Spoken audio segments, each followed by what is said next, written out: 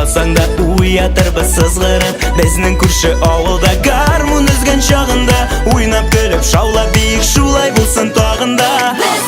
Biz idek, biz 12 kız idek. Sinde yigitler yanında, biz şayan yıldız idek. Dert var idi, keng uramlar tor idi. Ут kebek yigitlarga şiber kızlar par idi. Dert var idi, keng uramlar tor idi. Ут kebek yigitlarga şiber kızlar par idi. Түшік шишмә буена бірге кешкі ойынға, көмілсін шишмә бойы дәртлі жырларға мұңға. Әйдә минем қаршыма шақсың парлап бірге, риза таңа қаншы шулай шаярырға күлірге.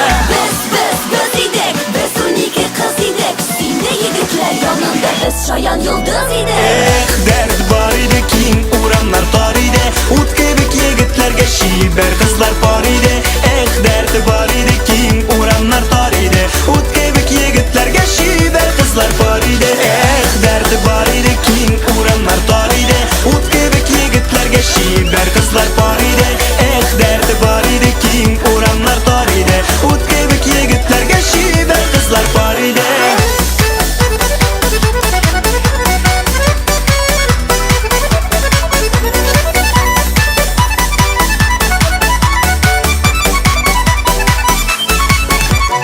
Яшік деген дәртебіз, мұң тулы көңілібіз. Жырлар биюге ұста егітлер һәм қызлар біз. Ойнап тұрсын гармоннар, ағылсын дәртлі мұңлар. Шатлық нұрына көмеліп атсынар алсу таңдар.